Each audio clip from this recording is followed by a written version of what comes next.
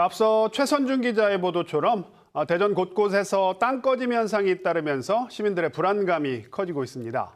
조속한 대책 마련이 필요한 때인데요.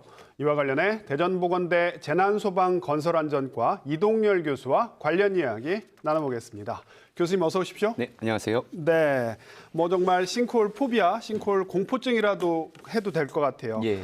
자고 일어나면 도시 곳곳이 뚫리고 있다 이런 우려까지 나오고 있는데 예, 맞습니다. 국토교통부 자료를 보면 지난 2014년부터 10년 동안 우리 지역에서 발생한 땅 꺼짐 현상이 345건. 네. 현재 우리 지역 상황 먼저 좀 정리를 해주시죠. 예, 그 전에 앞서서 이제 저희들이 얘기를 할 때 저희들이 보통 지금 싱크홀이라는 단어를 많이 쓰고 있지 않습니까? 네.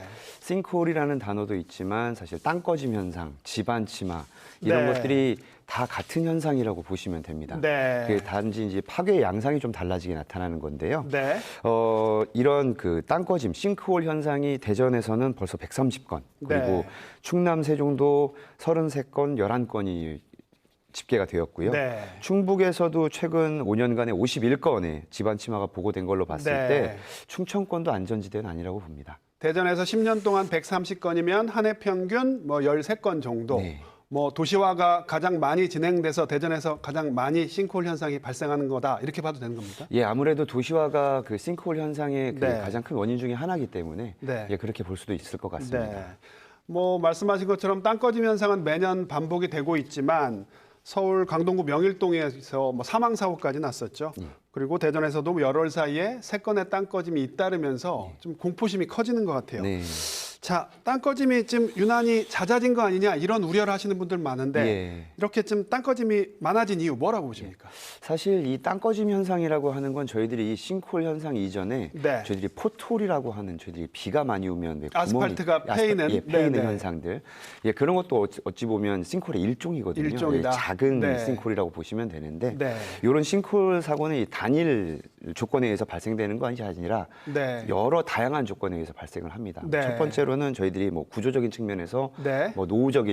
노후된 상하수도관, 네. 그리고 두 번째 측면에서는 저희들이 시공적인 품질 측면에서의 문제점. 시공이 잘못됐을 가능성도 예, 있고. 그렇죠. 네, 그리고 네. 집안이 안정화되지 않았을 가능성, 네. 이런 것들에 의해서 발생되거나 네. 또는 세 번째로는 이 기후 영향에 또 무시할 수가 없습니다. 네. 비가 많이 오게 되면 이 집안으로 물이 침투하기 때문에 네. 거기서 문제가 발생할 수 있고요. 네. 마지막으로는 이제 도시화, 말씀드렸던 도시화 문제가 네, 크게 네. 문제가 되는 경우가 있습니다. 그래서 네. 이런 네 가지 것들이 이 복합적으로 발생하는 재난이라고 네. 보시면 될 것 같습니다. 네, 땅 꺼짐 현상을 단순히 한 가지 원인으로 이렇게 분석하는 건 그런 무리가 있겠군요. 예, 맞습니다. 네, 자 이렇게 땅 꺼짐이 잦아지면서 SNS하고 온라인상에는 땅 꺼짐 시민들이 직접 만든 땅 꺼짐 지도까지 등장을 했습니다. 네. 특히 땅 꺼짐이 발생한 지역 인근에 사시는 분들은 언제 또 발생할지 몰라서 노이로제까지 걸릴 지경이다 이렇게 말씀을 하시는데, 예, 맞습니다. 자, 땅 꺼짐을 미리 알 수 있는 위험 징후랄까요? 저희가 대피도 해야 하니까요. 이런 것들은 없습니까? 예, 요번에 그 명일동 사건에서처럼 그 순식간에 땅이 꺼지는 현상들이 많이 일어나는데요. 네. 사실 순식간에 일어나는 것 같지만 사실 네. 밑에서는 지하 공동이라고 하는 빈 공간이 생겨나는 시간이 걸리거든요. 네. 예, 이런 시간이 걸리다 보니까 전조 증상이 초기에는 이상하다? 약간 이런 느낌이 그냥 느껴지는 정도라고 네. 보시면 될 것 같습니다. 그래서 저희들이 이론적으로 봤을 때 몇 가지 지금 전조 증상들이 있는데 네. 예를 들면 도로 표면에 가늘고 긴 어떤 그런 균열이 불규칙하게 생긴다거나 도로 표면에. 예. 네. 그리고 그런 균열들이 늘어나고 네. 길어지거나 많아지거나 이런 경우가 있고요. 네. 맨홀 뚜껑 주변에 어떤 보도블럭이 들뜨거나 가라앉는 경우 네. 이런 경우도 전조 증상이라고 보는 경우가 굉장히 많습니다. 네. 그리고 요번에 명일동에서도 그랬는데요. 네. 차량이 지나갈 때 건물 네. 안에서 울림이 들립니다. 차량이 지나갈 때 건물이 울린다. 네. 주변 건물이. 예, 그 네. 이유가 뭐냐면 밑에 지하 공동이 생겼기 때문에 빈 공간이 생겼기 때문에 속이 비었기 때문에. 예, 네. 지나가면서 때리면 이 울림 소리가 건물로 진동이 전달되는 거죠. 네. 이런 현상들. 그리고 이제 상하수도관이 만약에 파열되게 되면 특히 네. 하수도관 같은 경우에는 네. 이 냄새가 나거든요. 그래서 이제 그렇겠네요. 예, 악취가 네. 이제 갑자기 많이 나오는 경우 이런 네. 경우에는 저희들이 전조 증상으로 볼 수 있는 징후라고 네. 볼 수 있죠. 네. 예. 시민들도 그런 징후를 느꼈을 때는 관계 당국에 신고를 한다거나 그런 것도 좀 필요하겠군요. 예, 맞습니다. 관할 구청이라든지 소방서, 그다음에 경찰서에도 신고를 하는 것도 아주 좋은 방법이라고 할 수 있겠습니다. 네. 자, 더더욱 우려가 되는 게 이제 좀 있으면 장마철이잖아요. 예. 이제 장마가 시작되면 땅 꺼짐 현상이 더 빈번해지는 거 아니냐 이런 우려도 있는데 뭐 대전시에서는 땅 꺼짐 대책으로 지표 투과 레이더 그리고 뭐 노후 하수관로 정비 이런 대책을 내놨습니다. 이걸로 충분할까요? 사실 요 GPR은 당장 요 발생한 지하 공동은 이게 감지할 수 있는데 네. 그 깊은 곳에 있는 공동은 감지하는데 조금 어려움이 있습니다. GPR이라고 하시는 게 지표 투과 레이더. 예, 지표 투과 레이더입니다. 깊게는 못 본다. 예, 네. 한 저희들이 이론적으로는 한 3에서 4m 정도 본다고 하거든요. 아, 그럼 3, 4m 더 아래에 있는 건 알 수가 없는 건가요? 알 수가 없다기보다 약간 그 저희들이 판단하기가 어려운 수준이 되는 거죠. 네, 아무래도 네. 레이더를 쏘다 보니까 전파가 네.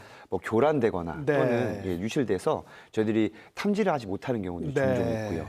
특히나 저희들 뭐 그 노후 하수관로 같은 경우에는 지금 전체 하수관로 연장이 3,600km 정도 되는데요. 대전시에만. 예, 대전시에만. 네. 그 중에 20년 된 교량이 지금 2,200km 정도로 나오고 있습니다. 네. 이거는 지금 정비 속도가 못 따라가거든요. 네. 그러다 보니까 이런 부분에 10km당 뭐 수백억 원이 소요되는 경우도 많기 때문에 네. 대전시에서도 장기적인 계획이 좀 필요하지 않을까 네. 이게 그런 부분들을 좀 생각해 봐야 될 것 같습니다. 네. 마지막으로 그럼 교수님이 보실 때 추가적으로 대전시나 자치단체들이 이런 대책들을 마련해야 한다 이렇게 말씀해 주실 수 있는 게 있다면 어떤 거 말씀해 주시겠습니까? 이제는 기후 변화가 어떤 그 도시 인프라 리스크의 한 축이 되고 있거든요. 네. 그렇기 때문에 도심 이 홍수, 가뭄 이런 네. 것들을 저희들이 유심히 살펴봐야 하는데요. 네. 도시 개발을 할 때 이런 지하 공간에 대한 개발, 규제 네. 그리고 저희들이 집안 조사 같은 거를 좀 제도화해서 네. 엄격하게 규제를 해야 된다고 생각을 합니다. 네. 이런 걸 기반으로 했을 때 저희들이 싱크홀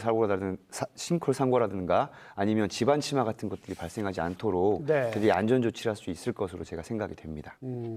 마지막으로 짧게 여쭤본다면 이제 대전을 기준으로 놓고 봤을 때 도시화가 진행된 지 뭐 5, 60년, 70년 정도 됐잖아요. 예. 그럼 기존의 낡은 상하수도 관로들이 더 많이 문제가 생길 텐데 그럼 싱크홀은 더 빈번해질 거다. 이렇게 보는 게 합리적입니까?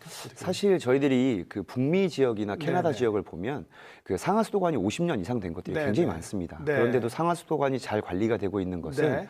거기에 물이 흐르고 있는 유량 네네. 그리고 뭐 누수율 이런 것들을 디지털화해서 네. 체계적으로 관리를 하고 있거든요. 네. 이런 관리가 제대로 되어 있다면 네. 상수도관이나 하수도관이 노후된다 하더라도 네네. 저희들이 크게 문제 삼지 않을 수 있다고 생각합니다. 관리가 더 중요하다. 예, 맞습니다. 네. 선제적인 관리가 가장 중요하다고 생각합니다. 네, 알겠습니다. 오늘 말씀은 여기까지 듣겠습니다. 고맙습니다. 예, 감사합니다.